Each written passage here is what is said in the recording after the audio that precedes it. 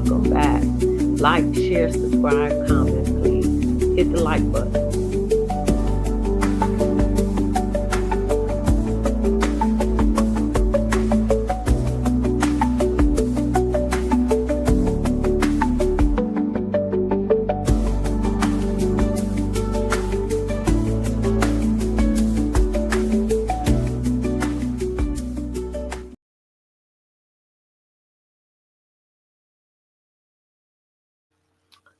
This is the end of our book, The New World Order, written in the 80s, and we see everything that I read is playing out facts to this day. Oh, let me make sure my phone. Hold on, y'all. Let me make sure. I gotta put my phone on the charge because I'm about to go back to work. Hold on.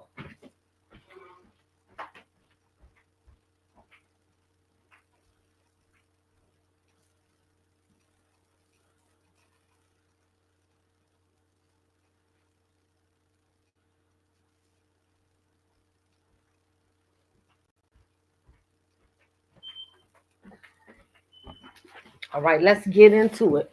Chapter 36, Reagan and Bush. The New Age magazine is, as has been mentioned before, the official publication of the Supreme Council, 33rd degree, ancient and accepted Scottish rite of Freemasonry of the Southern jurisdiction. That is the Illuminati. Facts.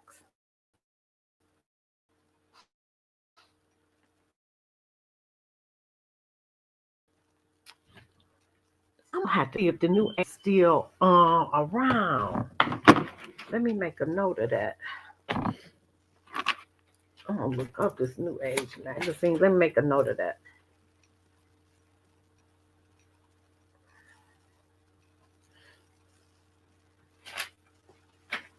Okay.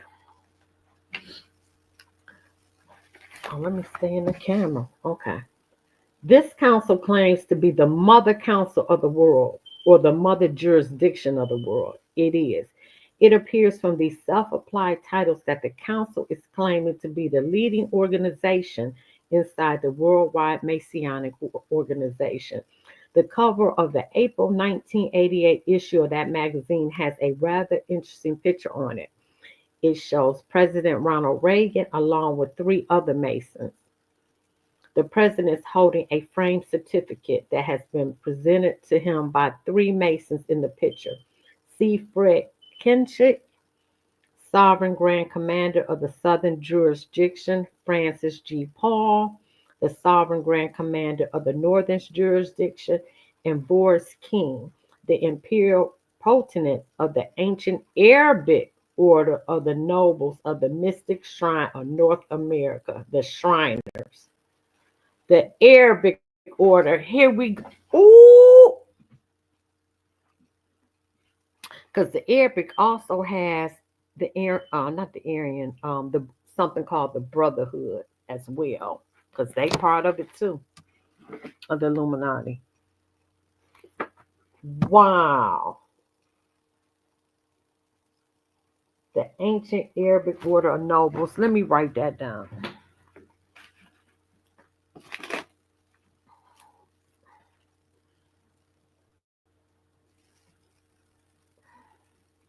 Of the Arabic. Man, nobles. I got to do some research on these too. Okay. The Shriners. The certificate that the president is holding is too small in the photograph to read, but what it says on it is described in a column written by Mr. Kinlock inside the New Age magazine. He wrote that the framed certificate that was given to President Reagan was a certificate of honor, thanking him for working for the common good. He then stated that he and Grand Commander Paul presented the president with another certificate, this one being a certificate that conferred the title of Honorary Scottish Rite Mason. So they just made him a Mason. The Imperial Potentate King gave the president a third certificate, this one making him honorary member of the Imperial Council. Wow. Because most presidents are Masons since Theodore Roosevelt, 1933. President Ronald Reagan has become an honorary member of the Southern jurisdiction of the Scottish Rite of Freemasonry. The magazine then reproduced a letter written by the illustrious brother Kinloch. It reads, "Please accept my sincere gratitude for the framed certificate of membership and the other tokens of friendship with you and the illustrious brother Paul presented to me. I am honored to join the ranks of the 16 former presidents." Here we go, Illuminati, in their association with Freemasonry. Bam. The president's letter appears to indicate that he considers himself to be a full member of the Scottish Rite rather than an honorary member. Notice that he used the phrase certificate of membership and that he said he had joined the ranks of 16 former presidents in their association with Freemasons. Also, he addressed both Kinloch and Mr. Paul as a brother. It is presumed that one can only call another Mason a brother if one is truly a member. So the question of the degree of the president's involvement is open to debate. Some could fairly say that the president had actually joined a Masonic lodge, just as any other member would do in the formal lodge in their own home, but the Masons claim that his membership is honorary. But in any event, and no matter how involved the president is or will be, the degree of his membership is not the important thing to consider. The main concern is that this man who claims to be a Christian had joined an organization that many Christians have said should not be joined by any believer. Facts. In other words, other Christians have warned the president about not joining in any capacity, but the president was not listening. Later that year, August of '88, President said that some rather cryptic things in his address to the Republican convention that met in New Orleans to select their presidential and vice president candidates. On Monday night, the president gave a keynote speech. Let me see. The president spoke about George Bush, his vice president, and the individual who was seeking the presidential nomination of the Republican Party. He said, "With George Bush, I'll know as we approach the new millennium." Keyword. The president did not explain what he meant by the new millennium. A millennium is a 1,000-year period, but one can get a clue by reviewing this next phase. With George Bush, we'll have a nation confidently willing to take its leadership into the uncharted reaches of the new age. Bang, bang upside the head. Here we actually use the phrase new age. But perhaps the president actually explained what he meant. That's a new day, our sunlit new day. Bam, the sunlit new day. There it is. The president chose to refer to the new day as being a sunlit new day. As being illustrated, the Masons know that the sun has been a symbol of Lucifer for 6,000 years. Facts. Did the president know that when he referred to the new day as being sunlit? Absolutely. 3 nights later, Vice President George Bush accepted the Republican nomination for the President of the United States. He also spoke to the convention and the American people on national television. His speech was also recorded in the New York Times, and the perusal of that speech reveals that he too used some rather cryptic language. During his speech, he said, and there's another tradition, and that is that the idea of community, a beautiful word with a big meaning through liberal Democrats have an odd view of it. They see community as a limited cluster of interest groups locked in odd conformity. In this view, the country waits passive while Washington sets the rules. But that is not what community means, not to me. For we are a nation of communities, of thousands and tens of thousands of ethnic, religious, social, business, labor union, neighborhood, regional organizations, all of them varied, voluntary, and unique. This is America. And then he ended the paragraph with this: a brilliant diversity, spread like stars, like 1,000 points of light in a broad and peaceful sky. That's definitely cryptic. The president was referring to a large number of volunteer organizations. He later referred to these organizations so numerous that he admitted that he didn't know the exact number of them by the precise number of 1,000. The only explanation that makes sense is that he was referring to something else. Yeah, 1,000 points of light. Facts. Notice that he also referred to these organizations as if they were light in broad and peaceful day. As he illustrated, light had been regarded as truth from the sun god Lucifer for 6,000 years. The numbers 1,000 is the precise number of years that the millennium is predicted to last under the leadership of the Lord Maitreya. Was George Bush referring to the Lord Maitreya? One can only wonder. He also said, I will keep America moving forward, always forward for a better America, for an endless enduring dream and 1,000 points of light. This is my mission and I will complete it. George Bush used that phrase repeatedly during his debates with Democratic nominee Michael Dukakis. I voted for Dukakis, though. He referred it again during his campaign across the United States, and he used it again in his inaugural address in 1989.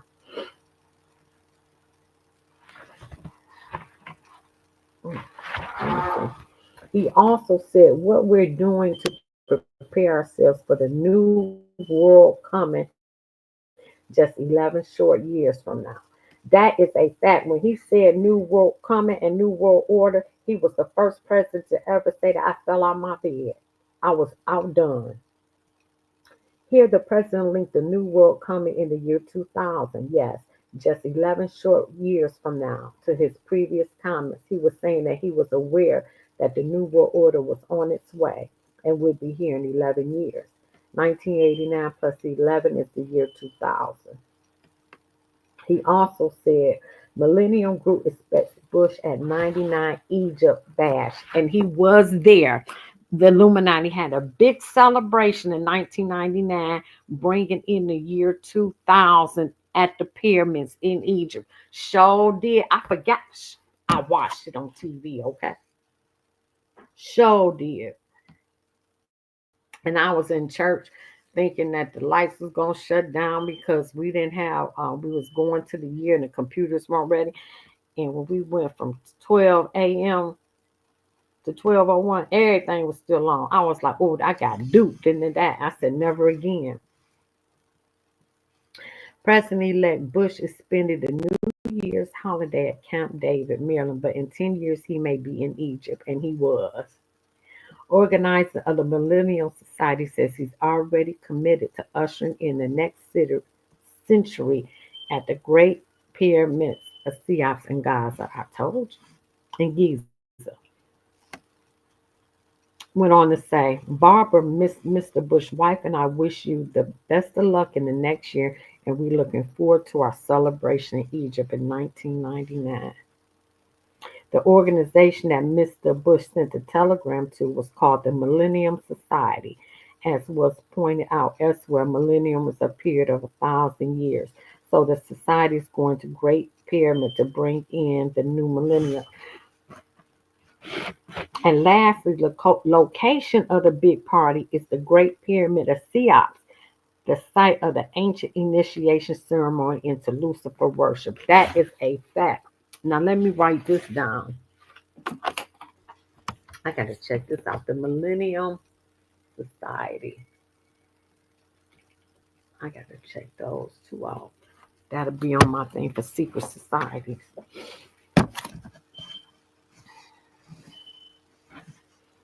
The Wall Street Journal said to mark year 2000, some events will be out of the world. The article was about the imminent arrival of the new millennium and some of the plans that were being made. One group has booked the Great Pyramid of Cheops in Egypt for a monumental bash. They did. The The article identified the group as the Millennium Society. George Bush is going to the Great Pyramid in the year 1999 to bring in the millennium reign of Lucifer, a period called the New Age or the New World Order. In that conclusion, a misreading of evidence, can one say that this interpretation of all of this evidence is incorrect? Is there yet another interpretation? No. 1,000 years of world's future is in the hands of the reader. Let us pray that those who read this study will correctly read the signs and choose to inform others and assist the world in preventing the ring of the Lord Maitreya and the New World Order. Chapter 37, 11 Short Years. Alexander Slopeson, he wrote, over half a century ago, while I was still a child, I recall hearing a number of old people offer the following explanation of the great disasters, the disasters of the Communist Revolution that killed 42 million Russians that had befallen Russia. Men have forgotten God. That's why all this has happened. Since then, I spent well over 50 years working on the history of our revolution. But if I were to ask today to formulate a conclusion, I could not put it in more accurately than repeat. Men have forgotten God. That's why all this has happened. That's a fact. America's no longer great because it's no longer good. Facts. Look at what we see now. Facts. America's churches and synagogues are no longer aflame with righteousness. American people are not heeding the warnings nor understanding the signs. They are telling them that are dangerous ahead.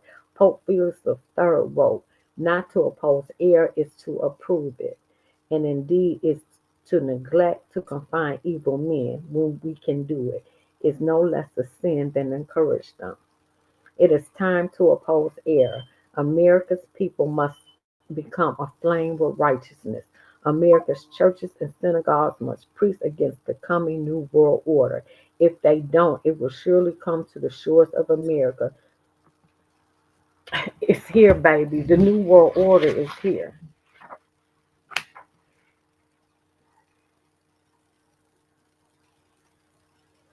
The New World Order principle. Atheism is religion, anarchy in politics, no property in the economic sphere. That's it. Just like all the other socialists, humanists, Illuminati members, communist Masons, and New Agers who believe in the New World Order. George Orwell, he wrote, if you want a picture of the future, imagine a boot stamping on the human face forever. The solution. The Bible teaches that a prophet have no honor in his own country. The reason for this is obvious. No one wants to hear bad news. I do not claim to be a prophet. Would it be fair to presume that the majority of those who have just completed a reading of this book would conclude that the information is bad news? The solution is clear. All thoughtful people must act together to prevent the New World Order. But we haven't because it's here now. This would not be the place to offer the concerned reader any courses of action. I would just offer this. In my people who are called by my name shall humble themselves and pray and seek my face and turn from their wicked ways. Then will I hear from heaven and will forgive their sins and will heal their land. God has promised to heal sick nations. America is sick. Yes, it is. And the sickness is getting worse. It is time to do some seeking. He will do the healing when we find him. That's a fact. Let me see. He answers some questions. That's the end of the book. Let me see. I am frequently asked by students or friends who agree with me that the conspiracy exists, why I believe I am allowed to continue teaching and writing about its existence. They cite the death of President Lincoln. He was killed by the Illuminati. That's right. Secretary of Defense James Forrestal, Joseph McCarthy, and Louis McFadden, who all died under mysterious circumstances or were killed by this conspiracy because it appeared they had discovered its existence. I can only say that I am absolutely convinced that the conspiracy exists. Me too. And they have a great deal to gain by the death of anyone who has figured it out. Facts.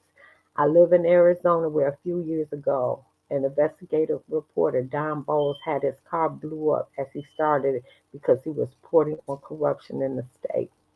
Why his enemies picked on him and why mine have chosen not to pick on me, I do not know. Damn, he in Arizona. I'm gonna see if I can get him on my channel. I will emphatically say this: if you hear about my car exploding because I rigged it so that it would explode, or I suddenly attempted to fly from the top of a 16-story building, please accept my pre-death sentence. I did not do it. I know that's right. If either of these circumstances occur or any other mysterious things happen to me, all I can do is ask that you double your efforts in exposing this conspiracy in my memory. I continue to stand by this statement.